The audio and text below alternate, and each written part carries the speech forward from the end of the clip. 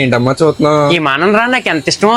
ఇంకేం ఇష్టమమ్మా నీకు? చాలానే ఉన్నాయి నా ఇష్టాలు, చెప్తే తీరుతావా అరుస్తావా? పర్లేదు చెప్పమ్మా. పదా.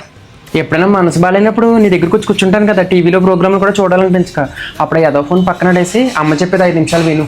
రోజు చేసే వంటైనా ఒక్కోసారి ఉప్పు కారం అంత ఎక్కువ అవుతాయి. అలాంటప్పుడు ప్లేట్లు తీసుకెళ్ళి అమ్మ ముఖాన్ని ఇసిరేయకుండా బాగాలేదని కొంచెం నెమ్మదిగా చెప్పు. నీకు బోల్డ్ మంది ఫ్రెండ్స్ ఉంటారు కదా, అలాగే అమ్మ కూడా ఒకళ్ళో ఇద్దరు ఫ్రెండ్స్ ఉంటారు. వాళ్ళు ఎవరైనా ఇంటికి వచ్చారనుకో, ఆంటీ బాగున్నారని పలకరిస్తే అమ్మ కూడా సంతోషంగా ఉంటుంది.